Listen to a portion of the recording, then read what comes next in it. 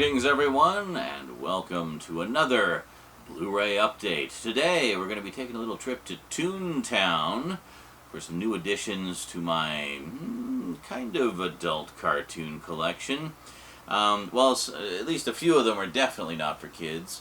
A few were deemed a little too risque back in their day, and another, well, used to be considered fairly risque, but over the years has become slightly more mainstream. What are they? Well, they're cartoons, of course. But cartoons that, well, it'd be up to you parents out there whether or not you want to let your kids watch them. Now, I'm not talking to hentai or anything like that, don't worry, it's nothing like that. But, you know, cartoons are a little bit more meant for the grown-ups, you know, just for us grown-ups. So let's see what we got. Cartoons for grown-ups, today on the Multimedia Chronicles.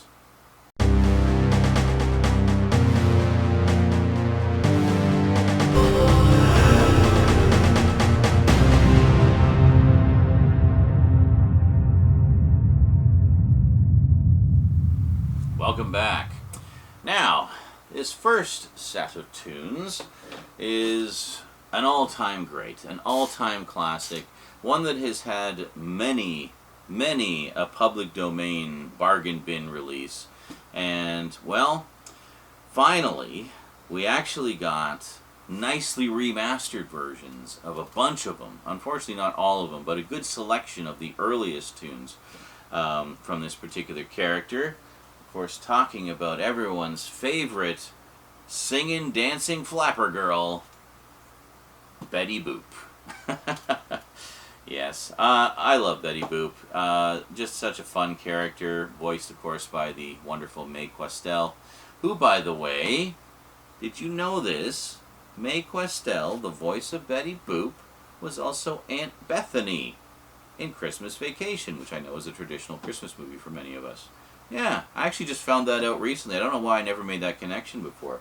But now that I made that connection, as soon as she speaks, it's like, oh my god, yes, that's Betty Boop. How did I miss it all these years? Anyway, wonderful collection of Blu-rays put out a few years back by Olive Films. Actually, quite a few years. What was this? 2014, I think? 2013, yeah. Over 2013 and 14, they put out 4 volumes of classic Betty Boop cartoons, remastered in high definition for the first time from, I gather, the best available source elements. I don't know what the status of the film prints of these are, but yeah, I know they've made the rounds through many a public domain collection over the years. In fact, I have some of them. Rose had one when she was growing up, which we used to watch all the time, and it was great stuff. So it's wonderful to be able to see these in such pristine quality. Yeah, newly remastered in HD from 4K scans of the original negatives. Well, there you go. Regarded as one of the first and most famous sex symbols on the animated screen. She was a symbol of the Depression era and a reminder of the more carefree days of the Roaring '20s. Her popularity was drawn larger from adult audiences, and the cartoons, while seemingly surreal, contained many sexual and psychological elements. Yeah, when the Hays Code came about, they came down hard on Betty Boop, and the later cartoons definitely kind of toned down the character, not just in the way she dressed, but in terms of the sort of more subversive humor as well. But this is a collection of mostly the earlier ones from the early to almost late 30s. So we have 12 cartoons on here. We have Chestnuts from 1932, Betty Boop MD from 1932, Betty Boop's Bamboo Isle, 1932, Betty Boop for President, 1932, Betty Boop's Penthouse, 1933, Betty Boop's Birthday Party, 1933, Betty Boop's May Party, 1933, Betty Boop's Halloween Party, 1933. That's when I watch every Halloween. It's just so much fun. Betty Boop's Rise to Fame, 1934, Betty Boop's Trial from 1934, Betty Boop's Lifeguard from 1934, and The Foxy Hunter from 1937. So a total of about 84 minutes of classic Betty Boop. But it doesn't end there. Oh no, because we also picked up Volume 2. Yeah, there we go. Very nice. And let's take a look there. So Betty Boop originally started as a guest character on, I forget what it was. I forget what it was called. But anyway, she proved to be so popular that she was very quickly spun off into her own series of shorts. And for a while there, she continued to guest star in the other one while also starring in her own. And they kind of ran parallel to each other. And then eventually, you know, she took over as the star of the show. So this one has Dizzy Dishes from 1930, which I think was the very first one, if I remember correctly. Bimbo's Initiation from 1931. Boop Boop Badoop from 1932. Betty Boop Limited from 1932. Betty Boop's Busy Bee, Betty Boop's Ups and Downs, and Betty Boop's Museum, all from 1932. And then from 1933, we have Betty Boop's Big Boss, Morning, Noon, and Night. And then 1934, we have Betty Boop's Little Pal, Betty Boop's Prize Show, and Keep in Style. And there you go. So that is Volume 2. So you got 12 on this one, 12 on Volume 1. And then, of course, we have Volume 3 with another 12 shorts. So we have Minnie the Moocher from 1932. I'll Be Glad When You're Dead, You Rascal You. What a title. From 1932. Mother Gooseland, The Old Man of the Mountain, and I Heard, all from 1933. Ha Ha Ha from 1934. Stop That Noise from 1935. Service with a Smile, The New Deal Show, both from 1937. Be Up to Date, Out of the Inkwell, and Pudgy in Thrills and Chills. There you go. Very nice. So they're presented essentially in chronological order, but it's not like a perfect chronological set. So you get like a selection from, you know, each year of the 30s from the looks of it. So, yeah. Yeah, so all the shorts were produced by Max Fleischer and directed by his brother Dave Fleischer, featuring the voices of Mae Questel, Bonnie Poe, Ann Little, and Margaret Hines as Betty Boop. Oh, there's a few actresses who played Betty Boop. Mae Questel is the most well-known, and she played the role the longest. Also featuring guest voices of Cab Calloway, Louis Armstrong, Don Redmond, Jack Mercer, and William Pennell, with music by Louis Armstrong and his orchestra, Cab Calloway and his Cotton Club Orchestra, and Don Redmond and his orchestra. Those are all giants. I think these all have the same... Yeah, they're basically all the same description on them. And then finally, we have Volume 4, which actually has 13 shorts. Ooh, we got a bonus one this time. So 49 shorts total. That's pretty cool. This one, there we go. I'll just give you a look there. Here's Volume 4. Did I show you the disc for Volume 3? Not that it really matters. It's literally... There you go. See a few characters on there. So this one has Stopping the Show from 1932, Snow White from 1933 featuring Cab Calloway, Parade of the Wooden Soldiers, She Wronged Him Right, and Red Hot Mama, all from 1934. Also Poor Cinderella, which is a rare color short from 1934. There's Something About a Soldier and When My Ship Comes In, both from 1934. Zula Hula from 1937. And then finally 4 from 1938, we have Riding the Rails, The Swing School, Pudgy the Watchman, and Sally Swing. I was going to say Screen. Sally Swing. And that's it. And sadly, they did not do any further volumes, but, you know, it's a pretty solid representation of Betty Boop's 30s era, for sure, which, you know, is really the best stuff, the early stuff, you know. So, sadly, that's it for Betty Boop. No sign of further collections on the horizon, but I'm glad to have these at least. I mean, to have 49 of the original 30s shorts in, like, pristine Blu-ray quality from the original negative, I mean, come on. It's a no-brainer. If you're a Betty Boop fan, that's a must-buy. Next up, well, I waited and waited and waited because they said they were going to do another edition of this with more extras to properly celebrate the anniversary, but, well, then Disney bought Fox and all the physical releases stopped.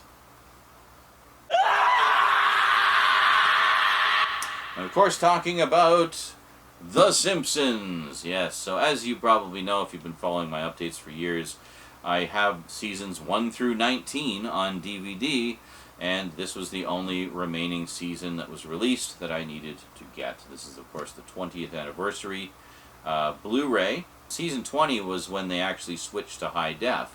So I know they did put out upscaled Blu-rays of, I think, seasons 16, 17, 18, and 19, something like that.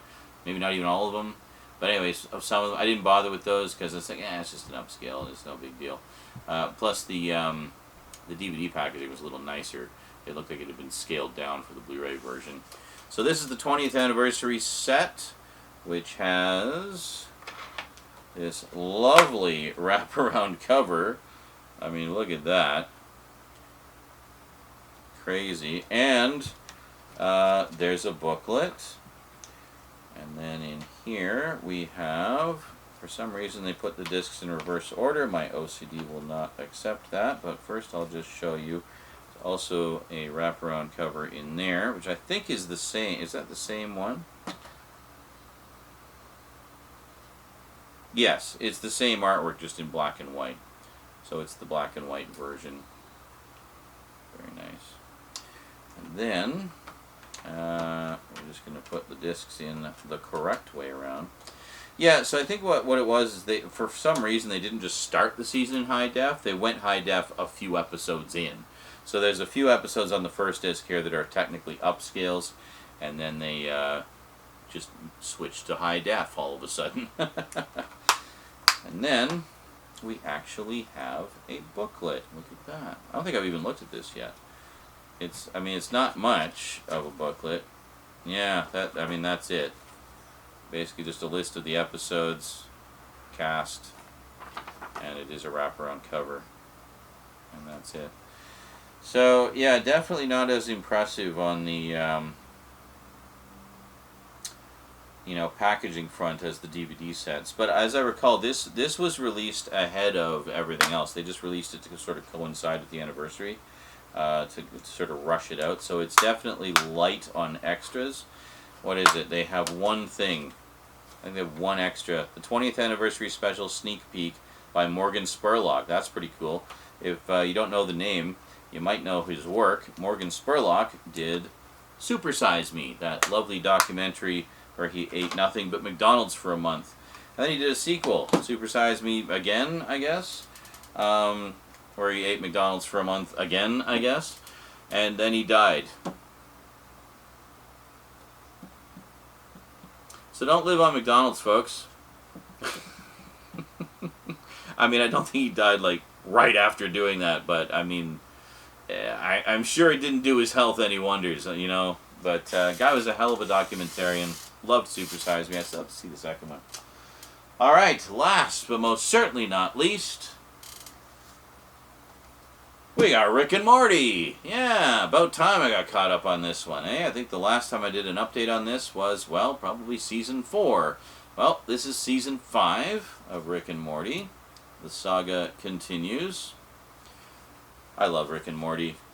It's just such a great, it's a great sci-fi series, but it's also a great send-up of sci-fi tropes. And just fabulous. I love it. So there we go. Nice wraparound cover.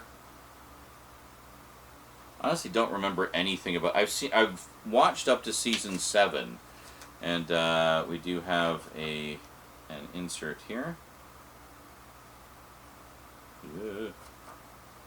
There. And there we go.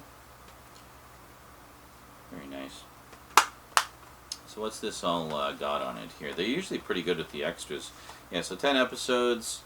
You got Fighting Gravity, an exclusive look into the making of Season 5, 10 inside the episode featurettes, animation and composting, compositing, because we are talking about film production. People who visit my stream will know that joke.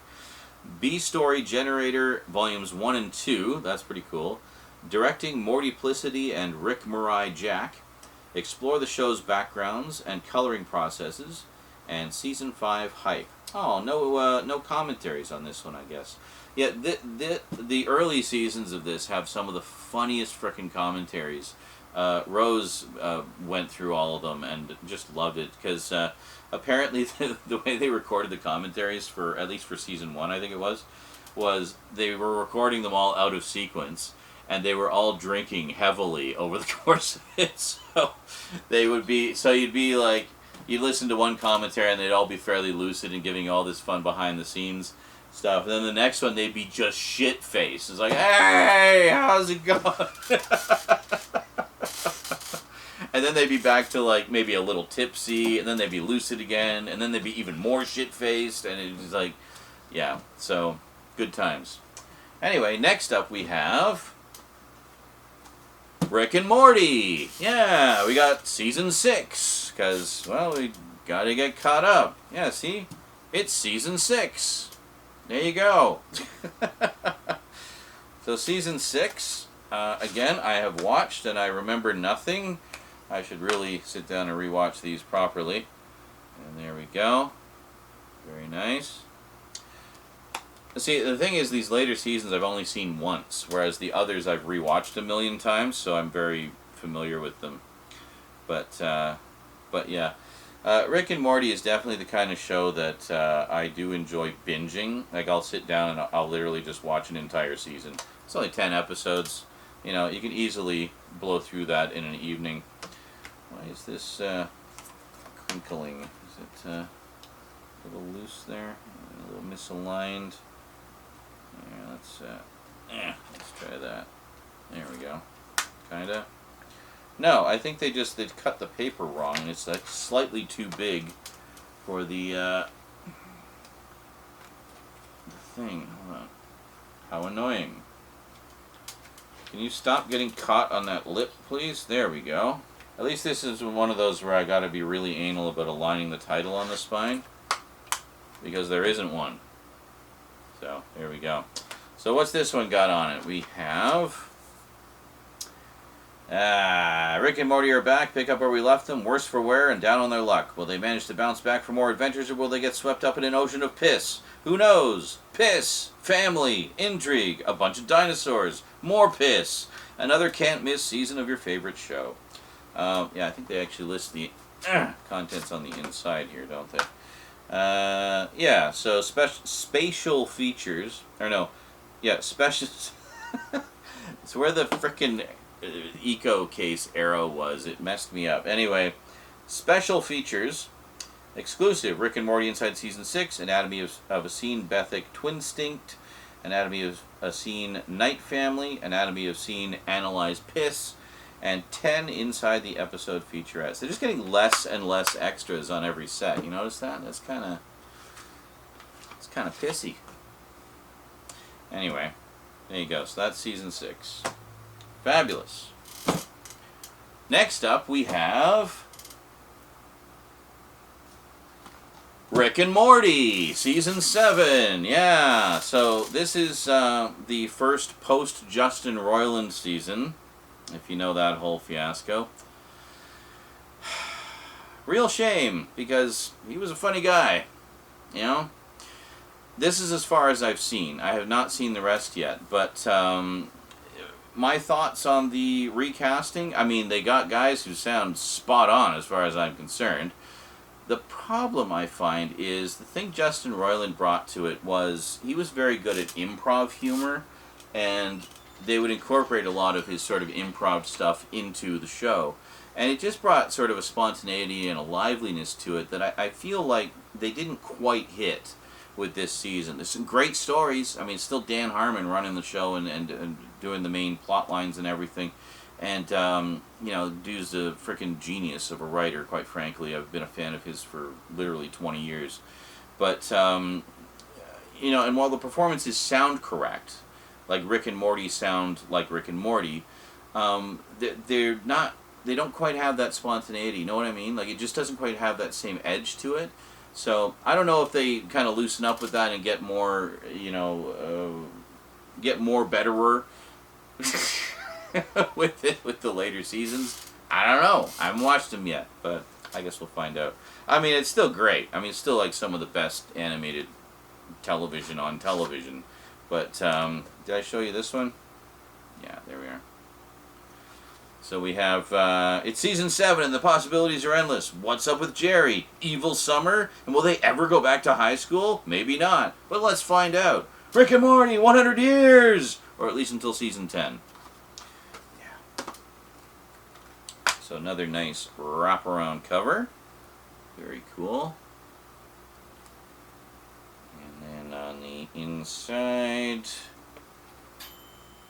there we go. My meat pies are done. I'll grab them after. And then inside we have like a bajillion Ricks and Mortys. Alright, and contents-wise, 10 inside the episode featurettes, directing Unmort Ricken, the characters of season 7 and inside season 7. Yeah, like really just skimping on the extras. Man, alright. Well, there we go. So that's as far as I've seen. So next up, Rick and Morty, Season 8. Yes. So we finally got Season 8. Let's open this up. I haven't actually opened it yet, and thus have not. Let's see. Exclusive special features. Warning, uncensored. Special features contain mature themes and vulgar and sexually explicit language that may not be suitable for viewing by children under 17. Viewer and parental discretion are strongly advised. You know it's going to be good when they put an explicit... It's like when you get the rap albums in the 90s and it's like, warning, explicit lyrics. Like, sweet. Give me all them F-bombs and innuendos. All about that shit. Here we go. This got a little crunched. Oh dear. That's not good. Oh my fucking god, look at this.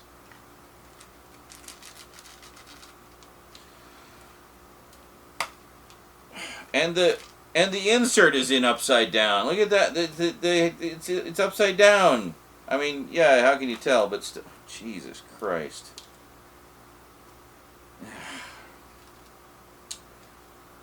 Wow, this just got trashed. Holy crap. You see all these bits on my desk? Table, whatever. That piece off. It's fully upside down. So, way to go, whoever put the insert in, and way to go, whoever packaged this and got it smashed to pieces. Yeah, I'm pretty sure I bought this on Amazon. The others I think I bought... Did I buy them on Amazon? I can't even remember. I think I got some in stores, some on Amazon. There we go. Okay. So, we do have a little picture there. I'll have to see if I have some extra cases. I'm pretty sure I have some extra ones kicking around. Man, that is so disappointing. All the others I've got have been pristine. Wow, one singular special feature inside Season 8. That's it. Great. And there we go. Fabulous. That is, wow, that case just got trashed. Hold on a second. Okay. I have a case. Now, will this be too thick, or will this... I think this might work, actually. Let's try this. It's kind of like a pseudo-Criterion case, though it doesn't have the Blu-ray bar along the top, but that's okay. Don't mind. Just a little more room for the insert, you know what I'm saying?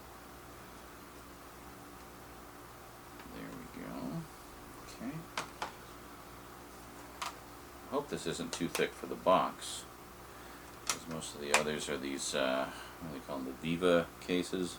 Viva Las Blu-ray! Well, I mean, it's a lovely case. It's a lovely case. Let's see if it fits in the box.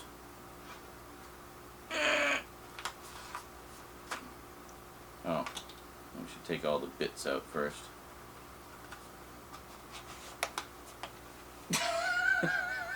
It's too thick.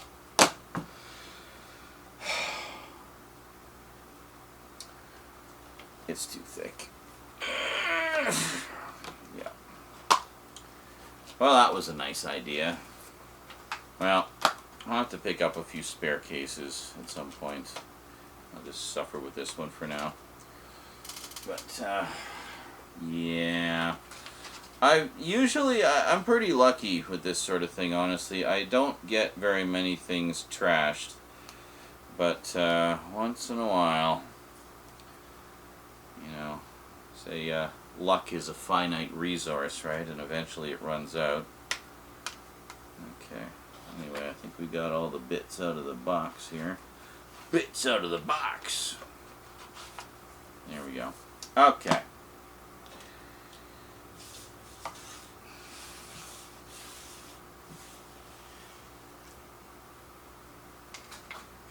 Let's dispose of those later. And we'll set this aside. Alright, so next up, we have, it's for something a little different, Rick and Morty. This is Rick and Morty, the anime. And in fact, I think season 9 should be coming out fairly soon, if it hasn't already. I know it aired recently.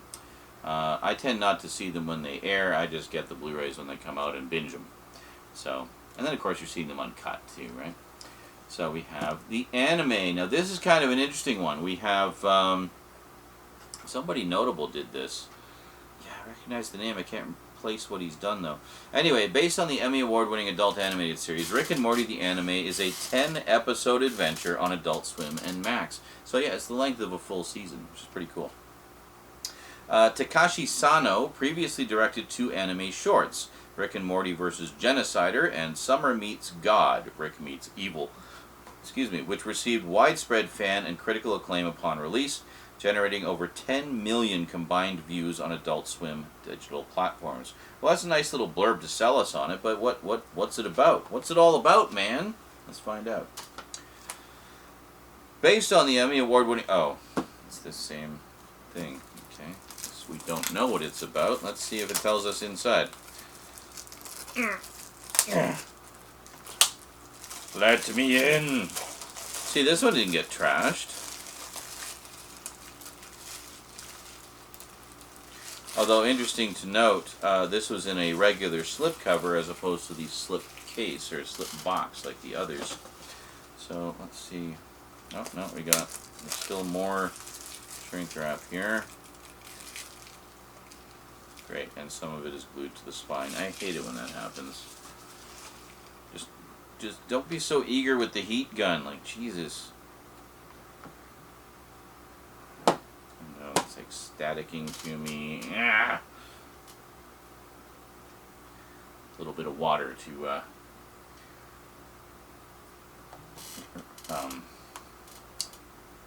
dissipate the charge. Excellent. There is literally nothing about it at all. And I'm guessing 0 extras, because why would you want to know anything about this, very unique iteration of the show, right? Yeah. Well, if there's anything on here, I don't know what it is. Well, at least they told us how many episodes it is. That's something. Okay, cool.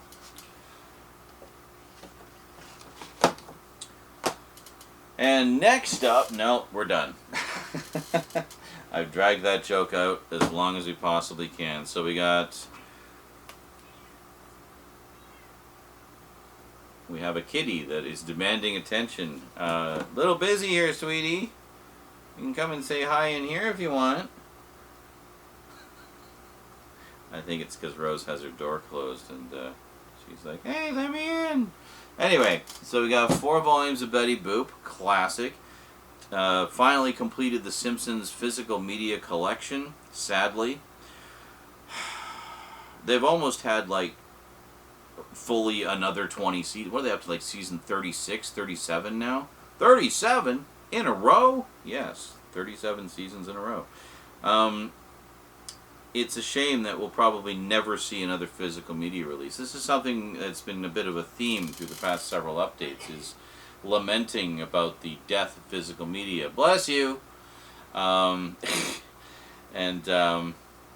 Is it any wonder I've been going hog wild picking stuff up lately, because it feels like the future of physical media is kind of up in the air right now. They're wanting to push more and more for streaming, yet everybody's saying, isn't the streaming bubble probably about to burst, because everybody's kind of sick of being limited with streaming? Bless you! And, you know, we all signed up for streaming to have no commercials and video on demand and stuff like that. And so go, well, yeah, we get video on demand if they even have the thing you want to watch. But now they're all putting fucking commercials in them. Well, what are we paying for then?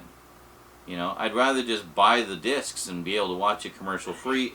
Bless you, and in better quality. But I don't know. Anyway, and we got a shit ton of Rick and Morty.